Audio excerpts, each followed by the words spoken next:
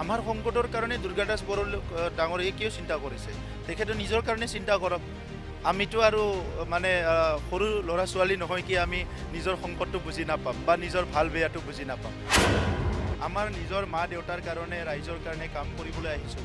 তাত কিহৰ সংকটৰ কথা আছে? BPFৰ দিনতে সংকট আছিলে, মানুহ ঘূৰিব নোৱাৰা আছিলে, বোমা ফুটিছিলে, জাতিগত সংঘৰ্ষ হৈছিলে, গুলি ফুটিছিলে, কিডনাপ হৈছিলে, সেইটো সংকট নাছিলে। এতিয়াহে সংকট আছে। ৰাজনীতিক সংকটটো কোনে ভয় কৰে? তেখেতে ভাবিছে নেকি মৃত্যুলৈকে MLA হৈ থাকিব? ৰাজনীতিটো আহিব যাব, কিন্তু সমাজৰ কাম কৰাৰ কাৰণে যিটো কমিটমেণ্ট সেইটো আমাৰ আছে। সেইকাৰণে 4টা বছৰত আজি শান্তি ঘূৰি আহিছে, চবেই নিৰাপত্তা পাইছে। প্ৰত্যেকটো জনগোষ্ঠীৰ ভিজন ডকুমেণ্ট বনাইছোঁ। যি জনগোষ্ঠীৰ লগত কেতিয়াবা মোৰ আলোচনাও হোৱা নাই, সেই জনগোষ্ঠীৰ কাৰণে ভিজন ডকুমেণ্ট বনাইছোঁ। আমাৰ সংকটৰ কাৰণে দুৰ্গাদাস ডাঙৰীয়ে কিয় চিন্তা কৰিছে? তেখেতে নিজৰ কাৰণে চিন্তা কৰক। আমিতো আৰু মানে সৰু ল'ৰা ছোৱালী নহয় কি আমি নিজৰ সংকটটো বুজি নাপাম বা নিজৰ ভাল বেয়াটো বুজি নাপাম। সংকটটো কিহৰ কাৰণে আহিব? আমাৰ নিজৰ মা দেউতাৰ কাৰণে ৰাইজৰ কাৰণে কাম কৰিবলৈ আহিছোঁ। তাত কিহৰ সংকটৰ কথা আছে? BPFৰ দিনতে সংকট আছিলে, মানুহ ঘূৰিব নোৱাৰা আছিলে, বোমা ফুটিছিলে, জাতিগত সংঘৰ্ষ হৈছিলে, গুলি ফুটিছিলে, কিডনাপ হৈছিলে, সেইটো সংকট নাছিলে। এতিয়াহে সংকট আছে। ৰাজনীতিক সংকটটো কোনে ভয় কৰে? তেখেতে ভাবিছে নেকি মৃত্যুলৈকে MLA হৈ থাকিব?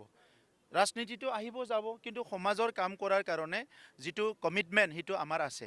সেইকাৰণে 4টা বছৰত আজি শান্তি ঘূৰি আহিছে, চবেই নিৰাপত্তা পাইছে। প্ৰত্যেকটো জনগোষ্ঠীৰ ভিজন ডকুমেণ্ট বনাইছোঁ। যি জনগোষ্ঠীৰ লগত কেতিয়াবা মোৰ আলোচনাও হোৱা নাই, সেই জনগোষ্ঠীৰ কাৰণে ভিজন ডকুমেণ্ট বনাইছোঁ। মাৰ্চ মাহত প্ৰত্যেকটো জনগোষ্ঠীৰ কাৰণে বাজেট বনাম। এইটো ৰাজনীতিৰ লগত লিংক নাই, ভোট দিয়া নিদিয়াৰ লগত লিংক নাই। BTR অঞ্চলত স্বাধীনতাৰ পিছত আৰু আগত বসবাস কৰা জনগোষ্ঠীবিলাকৰ ভাষা, সংস্কৃতি, পৰিচয়, অস্তিত্ব জীয়াই ৰখাটো বৰ্তমান চৰকাৰৰ টাৰ্গেট। আৰু মই নিজে এজন সংগ্ৰামী হিচাপে এই কথাখিনি বুজি পাওঁ। এই কথাবিলাক দুৰ্গাদাস বৰাই বুজি নাপাব, তেখেতৰ কোম্পানীয়ে বুজি নাপাব। গতিকে আমাক আৰু এইটো কিবা বিপদ আহিছে, কিবা আহিছে ভয় খুৱাই আৰু দুৰ্গাদাস বৰাই আৰু আমাক কি কৰিব পাৰিব? GSP আপোনালোকৰ লগত আছিল, কিন্তু এইবাৰ মিত্ৰতা BPFৰ লগত হৈছে। চাওক, GS অনাময় ভোটটো তেওঁলোকে পাম বুলি কৈছে, চাওক ট্ৰাইবেল ভোটটো। চাওক অলৰেডি তেখেতসকলৰ MP হাৰি গ'ল। দুবাৰ জিকি পেলাই এইবাৰ MP হাৰি গ'ল। হাৰি যোৱা মানে কি বুজায়? এইটো এচেণ্ডিং অৰ্ডাৰত নাই, ডিচেণ্ডিং অৰ্ডাৰত, মানে তলৰ ফালে গৈ আছে। আজি তাৰিখত ছাৰ্ভে কৰি কিমান % ভোট আছে মই আজি মাইকত ক'ব বিচৰা নাই। এইটো বহুত বেছি ইগ' হৈ পেলাই, বহুত বেছি অহংকাৰী হৈ কথা কোৱা মানুহ মই নহয়, কিন্তু হিচাপটো চবেই জানে। গণতন্ত্ৰত ৰাইজে ৰজা, ৰাইজে যাক মৰম কৰিব তাকে দিব, মোক যদি মৰম নকৰে মোক নিদিব। সেইটো আৰু মই ডাঙৰ ডাঙৰ কথা কৈলে কি লাভ আছে? গণতন্ত্ৰটো ৰাইজে ৰজা। আপোনালোকৰ আনুষ্ঠানিক ঘোষণা কেতিয়া হ'ব? কি আনুষ্ঠানিক ঘোষণা? ইলেকশ্যন যেতিয়া ডিক্লেয়াৰ দিব ইলেকশ্যন কমিশ্যনে তেতিয়া ঘোষণা কৰিম। কিন্তু সেইটো 40টা সমষ্টিত খেলিম বুলি কৈছে, আৰু চাওক বিজেপিৰ বহুত জইনিং। চাওক মই কথাটো কওঁ, BJP সৰ্বভাৰতীয় দল, নিজৰ এজেণ্ডাত কাম কৰিব। আমি ৰিজনেল পাৰ্টি, আমি নিজৰ এজেণ্ডাত কাম কৰিম। আমাৰ এতিয়া চৰকাৰ আছে কেন্দ্ৰত একেলগে, চৰকাৰ আছে ৰাজ্যত একেলগে, চৰকাৰ আছে কাউন্সিলত একেলগে। গতিকে ভিতৰীয়া কথাটো আমিহে গম পাম, এইটো দুৰ্গাদাসে গম পাব না কোনে গম পাব? ভিতৰীয়া কথাটো আমিহে গম পাম।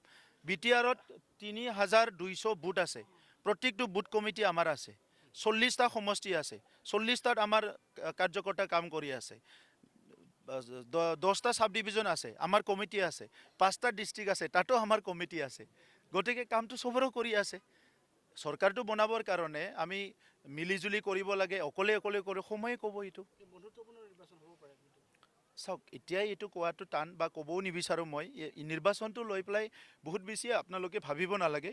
এটা কথা আছে, politician thing of election, Statesman thing of generation. গতিকে সেইটো আমাক এৰি দিয়ক আপোনালোকে। আমি একেলগে খেলিম না, একেলগে খেলিম, আজি ঘোষণা কৰিম না 4 মাহ পিছত ঘোষণা কৰিম, অলপ ৰিলেক্স হৈ পেলাই আপোনালোকে কাম কৰি থাকক। আজি ইয়াতে টিফিন দিছোঁ, ভাল কাম হৈছেনে নাই?